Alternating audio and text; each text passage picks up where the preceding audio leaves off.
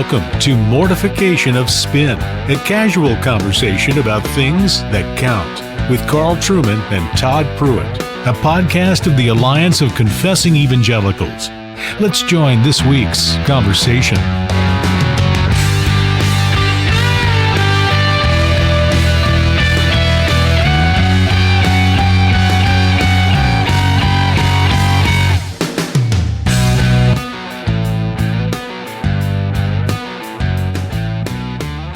You are listening to Mortification of Spin. My name is Todd Pruitt. I'm the pastor at Covenant Presbyterian Church in Harrisonburg, Virginia. And I'm joined, as always, by my friend Carl Trueman, who is professor at Grove City College in Western Pennsylvania. Now, Carl, before we introduce our guest, who is a returning guest, but we love our returning guests because they are true friends. And true fools, it has to be said. Friends, but fools. They are risky. They risk their reputation to be publicly identified with us. And so for that reason, we hold in high regard our returning guests. But before we introduce him, Carl, you were on campus at the institution where this brother serves as a professor, my alma mater. And how did you find the Baptists in the Midwest? Were they an accommodating audience for you? Were they hostile in any way? No, did they search you for any, for a flask or anything like that? No, it was I had a lovely day at Midwestern a few weeks ago. And of course, one of their big hires recently is an old friend, Tommy Kidd. Mm-hmm. Many listeners will know that Tommy was at Baylor for some years and is one of the, I think, one of the most outstanding historians of the kind of colonial war of independence or war of colonial rebellion, as I used to call it before I became a citizen, of that 18th century period. Now working on a book on the Second Great Awakening. So it was fun to reconnect with Tommy. And I have to say, I got the impression the academic standards have increased massively since you graduated, Todd. Well, there's no doubt about it. I'm not sure that you would get a degree these days. It's definitely improved. From what I understand, is that when I was a student there in the early 90s, you could do most of your work with crayons, and they've utterly changed that, which is disappointing. But I think a few other changes. But you mentioned Tom. You've got to have some resources to steal somebody away from Baylor. So that's pretty impressive there. Yeah.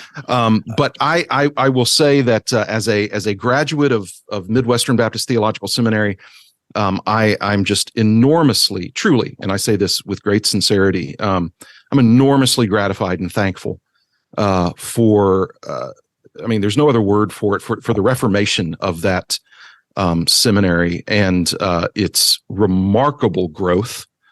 And they house the Spurgeon Library, and that's exactly what it is. What it sounds like. It's Charles Spurgeon's library. It's a very impressive building. And it's if you insist on if you're wanting to train for ministry and you insist on remaining a Baptist, I would highly recommend you go to Midwestern Baptist Theological Seminary. So you think the Baptists can be legitimately called to the ministry? I do. I think that God accommodates a lot of our weaknesses in this fallen world, Carl. That's true. He's very gracious. He's very gracious. Well, listen, let's stop the torture. Our guest is Matthew Barrett, who is theology or professor of theology. And you heard that right, not associate professor of theology. He's the professor of theology at this wonderful, truly wonderful institution, Midwestern Baptist Theological Seminary in the best kept secret in the Midwest, which is Kansas City, Missouri. Which has a wonderful art gallery, by the way. The art museum, gallery. The Nelson Adkins Art Museum, is a truly world-class art museum. And if you haven't been there, you need to go. And barbecue. So Matthew Barrett is our guest. Matthew, thanks for joining us. Hey, thanks for having me again. And I just want to say, Todd, if anything in you wants to come back to Midwestern Seminary for training, I will make an exception on my syllabus and allow you to use crayons. I appreciate that. Would they allow someone to come back who had like a solid C average? That's the thing we'd have to work on. Yeah, there could be some negotiations. Okay, I appreciate that. Well, Matthew, who is like the author or editor of like 850 books, has recently completed work on a really impressive volume that he has edited. We're going to talk to him a little bit about this, and well as some other matters as well, I would imagine. But it's entitled "The Reformation as Renewal: Retrieving the One Holy Catholic and Apostolic Church." Matthew, thanks for being on with us. So tell us just a little bit about, I mean, I have, I know what's going on with this volume, and part of the larger work that you and others have been, when I say others, I talk about people like Scott Swain and Mike Allen and others, both on the Baptist and Presbyterian end of this movement of theological retrieval or theological recovery. Tell us a little bit about that and what's behind this latest volume. Well, as all of you know, there's plenty of books on the Reformation. Sure. And so part of me just thought, why in the world write another book on the Reformation? There's many great books on the Reformation. Carl's written a few himself. But when Zondervan asked me to write this book, which I call The Reformations Renewal, that line there is really important. Rather than just another history of the Reformation, I really had a burden to show my fellow Protestants, what does it mean? What did it mean? What did it mean to be Protestant in the 16th or even in the 17th century? I say burden because, I mean, this podcast is, this will be no surprise to the listeners. I think Protestantism today has been quite influenced in countless ways by modernism, postmodernism. You look at evangelicalism today, and in so many ways, theologically speaking, it is not just diverse, to put it nicely, but sometimes diverse in the worst sense of the word, because there is no agreement even on primary matters of the faith. So given our present context today, I just find Protestants confused, to be honest with you. I teach at a Midwestern seminary that students come into class and they've been told so many things, conflicting things about what does it mean to be Protestant.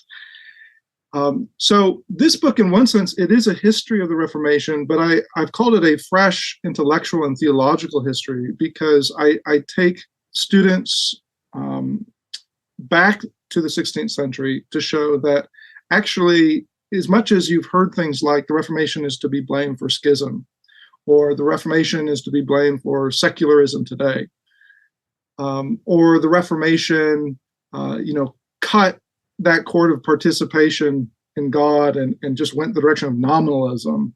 And that explains why, Protestants are so obsessed with the external and really have no place for God's presence, et cetera, et cetera, et cetera, right?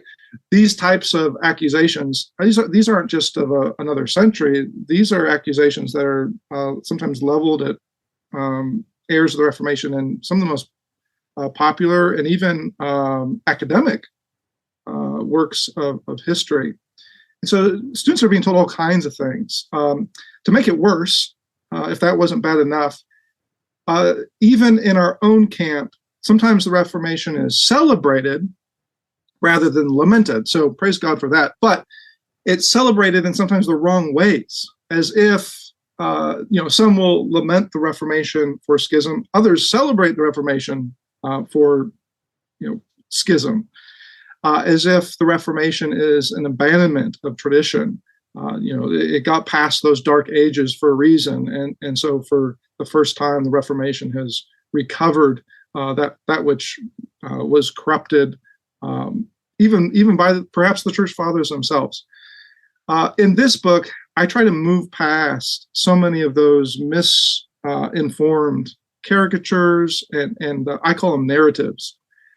To actually give a more accurate understanding of who our Protestant forefathers were. And at the very heart of it, I'll say this, just to be brief, at the very heart of it is this claim that in their own minds, they thought of themselves not as those in total discontinuity with the past. This sometimes was a very painful accusation lobbed at them from Rome. You're innovators. You have departed from the Church Catholic. But they made the counter argument, actually, we have the right to claim and to grab onto that one holy Catholic and apostolic church as well. And that was a controversial claim, because essentially what they were saying was, you see this, it's remarkable because you see this across the Reformation. It doesn't matter whether it's Wittenberg or Geneva or London or Zurich, in different ways, granted, but you still see this across the different corners of the Reformation. They are all saying something similar. We too are Catholic. And by that, they don't mean Catholic with a capital C, they mean Catholic with a lowercase c, as in we too are part of the universal church. In their minds, that was critical, not only for resurrecting their own reputation and credibility against these accusations from Rome, but also, I do want to add this, also for distinguishing themselves from the radicals of the 16th century, who, ironically, look a lot more like some of those caricatures I just mentioned. Yeah. So it helped. It was a double-edged sword in that sense, and they considered this argument really core to the Reformation project itself. And so you would actually say that the Reformers thought that there were Christians before the 16th century, right? Yes, it sounds so silly. I know this, but sometimes we're given the impression that Martin Luther showed up and he took a bunch of pagans and right. he walked in as the first Christian. Yeah. And suddenly the gospel that had never been seen or heard of since the apostles made its first appearance. Yeah. But that's, of course, Martin Luther would have cringed at hearing that type of narrative, because as he's making his argument for reform, so I'm not, glossing over that there were considerable areas where reform was necessary, but as he made that argument, he was standing on the shoulders of others. And some of those were church fathers. As the Reformation moved forward, some of those were even early and high Middle Ages intellectuals and scholastics and thinkers themselves. Mm-hmm.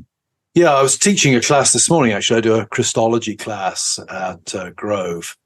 And we were looking at Canic Christology from the 19th century, Thomasius, Eberhard, Guess, people like that. And one of the things that was striking to the students was that Canic Christology, which is a clear break with the classical Christology you find in the Reformation, is very close to some of the Christological formulations you find in popular evangelical writers today. Right.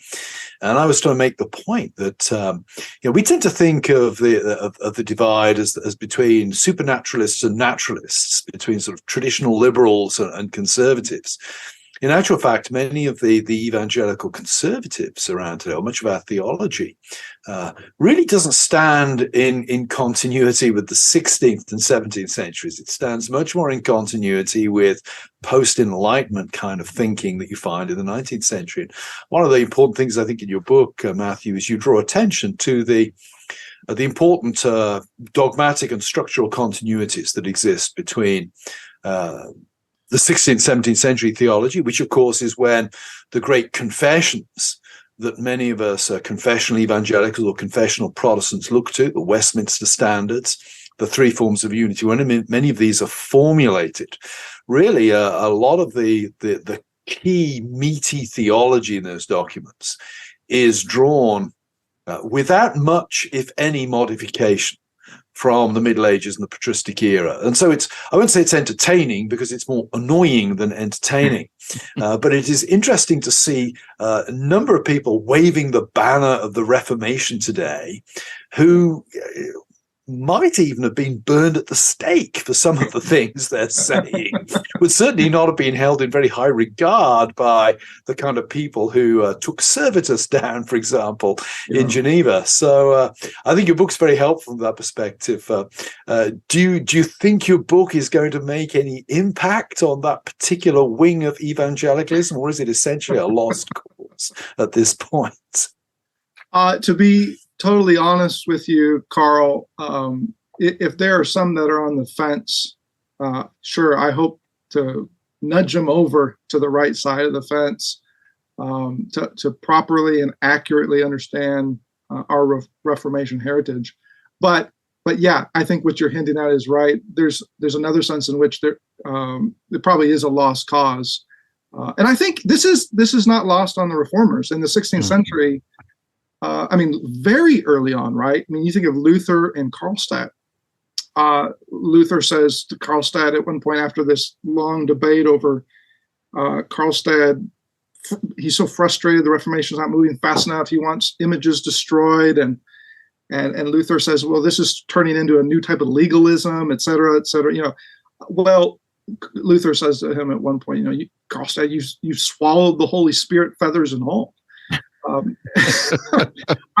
It's quite the insult, because essentially what Luther, if he pushes it further, he's essentially saying to him, you're standing on your own 2 feet by yourself, as if no one has come before you, as if you alone have the Holy Spirit.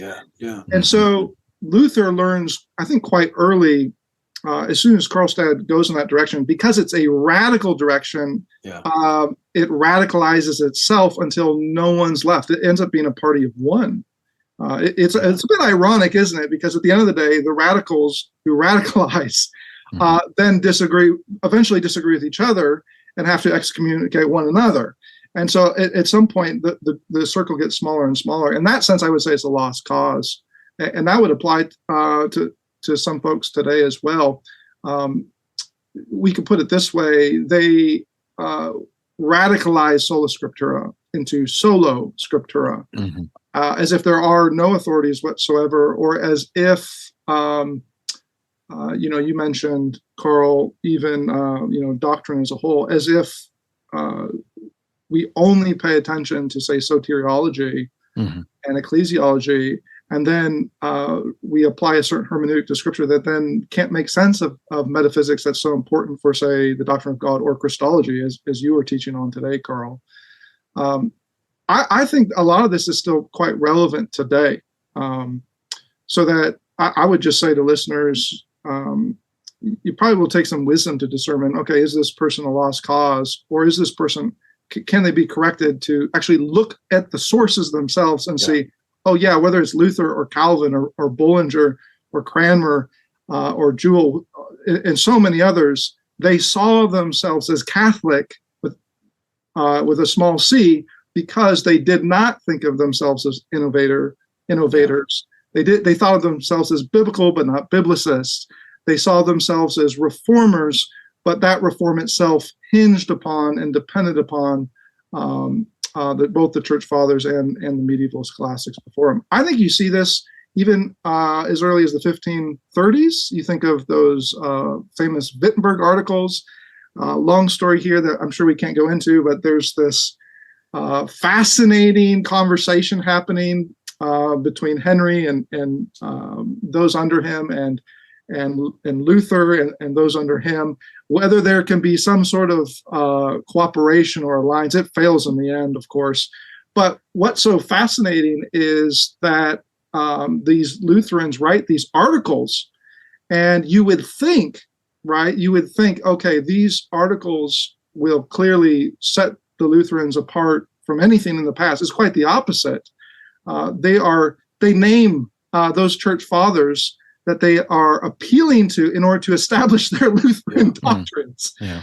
So I would just say to listeners, if you are at all confused about different narratives of the Reformation, the best thing you could do is actually go back and read the sources yourself.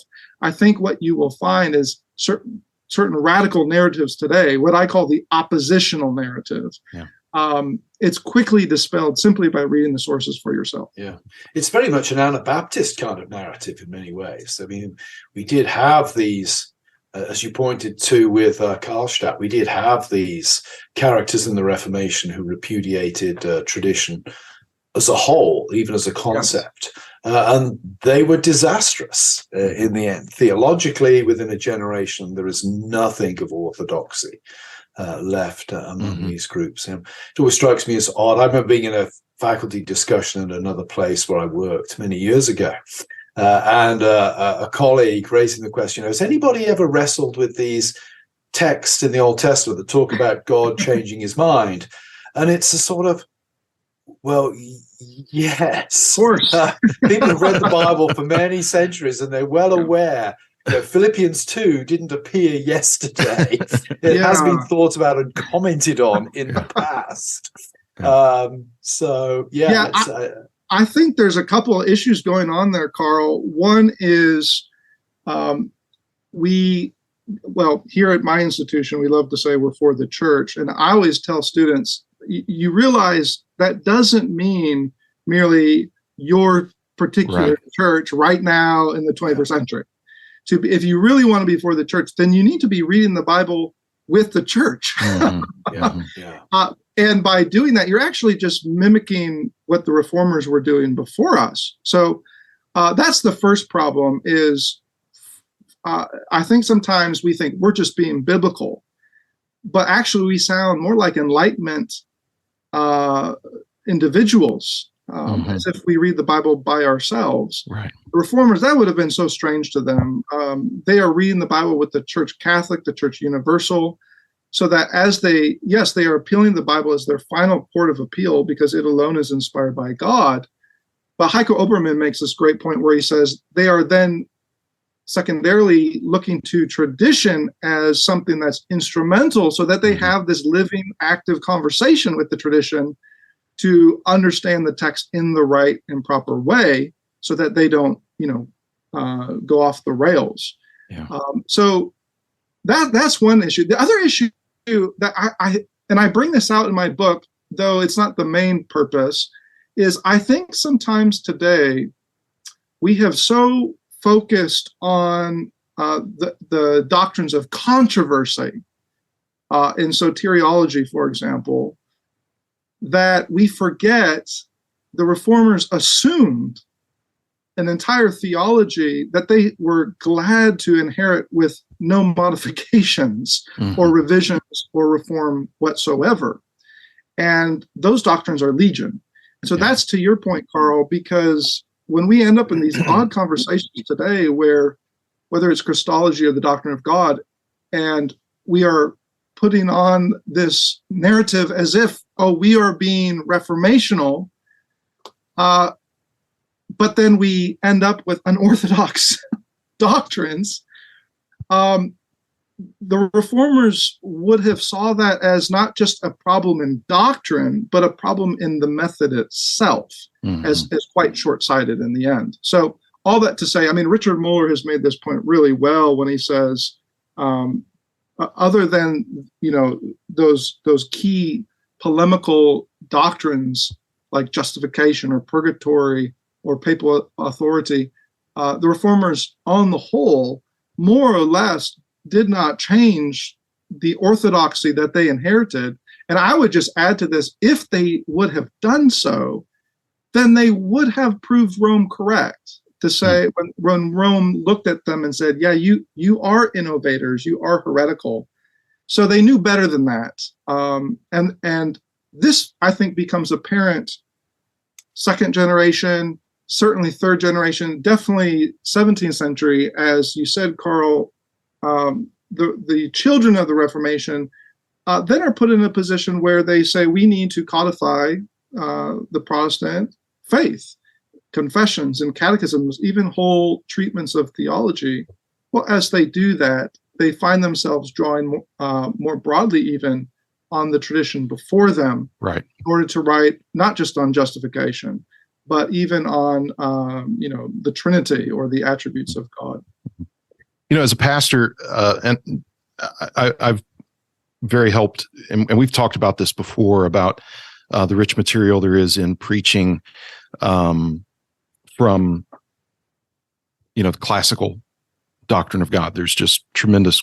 But another thing about this that's been helpful to me and encourages me as a pastor is that, Matthew, and you're well aware of this, you and some of the others who've really been helping both Baptists and Presbyterians and Reformed Anglican folks to think through and appreciate this project of theological retrieval. You guys have also been attacked in places like social media.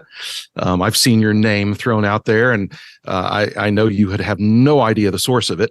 But as leading people to Rome, this whole project is going to lead people to Rome. And my sense of this is actually just the opposite, because actually evangelicals have already been fleeing to Rome, and I think a big reason for that is precisely because the untethered from history evangelicalism that they've been raised in did not give them a sense of connectedness, reverence. I mean, you have young people going, I'm a part of a church that is 100 years old, and I've got this friend of mine who's Eastern Orthodox or Roman Catholic, and they're in a church that's 2,000 years old. And so you have these evangelicals who, and Carl and I have talked about this on the program before, who have flooded into Eastern Orthodoxy and Roman Catholicism, not because they heard,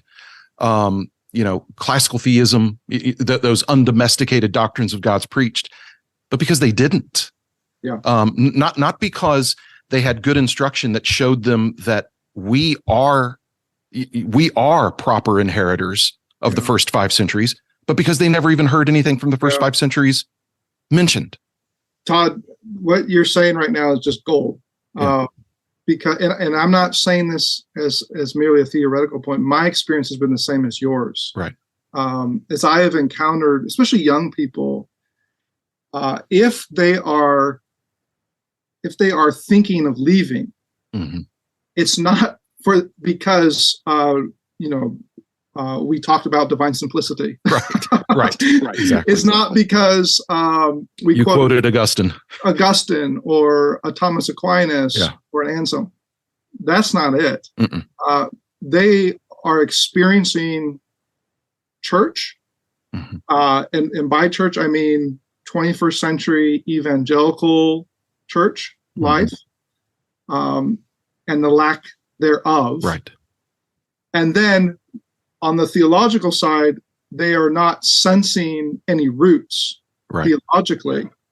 And suddenly when someone comes along who says, my church and my theology are rooted in the church universal, suddenly it feels to them as if they have no ground on which to stand. Right. Yeah. And I can't tell you how many times I've seen this. And what I'll even go this far. I've even seen, if you were to ask, what tips them over? Mm-hmm. What's the straw that breaks the camel's back? It's when they then see certain radicals today that look a lot like radicals in the 16th century. Right.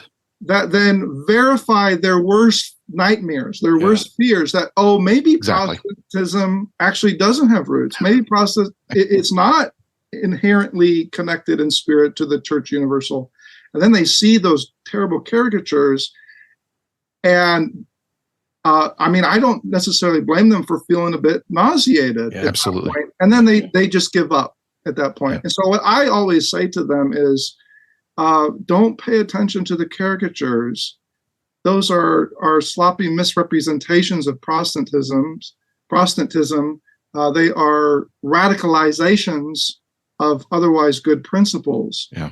Instead, go back to actually history itself and look at what, say, the Reformed scholastics, for example. Look at how they went about their theology. Not only was it incredibly robust, but it was inherently making the claim that they were, say, Augustinian, or in some cases, they were even refining and transforming Thomism for the sake of arguing against the Arminians and Socinians. Right. Just countless examples of this. So, and then I'll just add one more thing here. I've been thinking more and more about this lately, and I speak to some of this in my book. In my chapters on the Reformed Church, I give examples of how someone like Calvin, what did it look like to worship in a Reformed church? I work through some of the liturgy. Likewise, with the Swiss, with Bullinger, I give some practical examples there. Or what was it like to preach?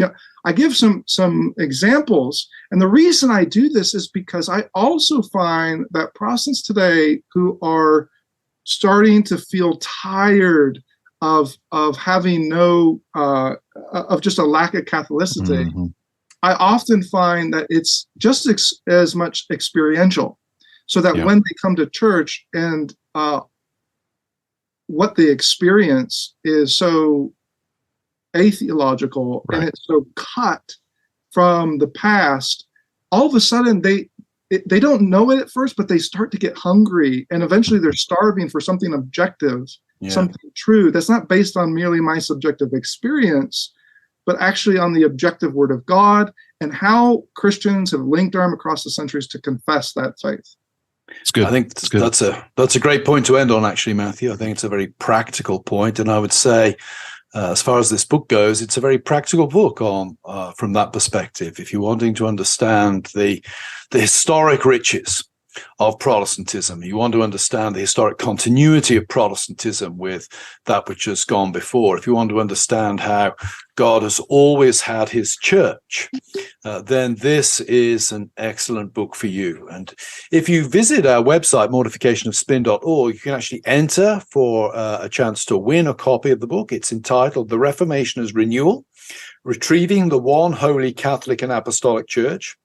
It's authored by our repeat guest today, Matthew Barrett, who's professor at Midwestern Baptist Seminary in Kansas City. And while you're visiting our website, if you feel led, please do make a donation to the Alliance that allows us to keep the wheels turning here. All that therefore remains for me now is to say thank you very much to our guest Matthew for joining us today, and to thank you, the listeners, for listening, and we look forward to being with you in 2 weeks' time. Come on, people now, smile on your brother, everybody gets together, try to love one another right now. Thanks for listening to Mortification of Spin, a podcast of the Alliance of Confessing Evangelicals. For more on topics like this, visit mortificationofspin.org, where you can find other articles by Carl and Todd, browse the archive of past episodes, and make a donation. We'll talk to you next time on Mortification of Spin.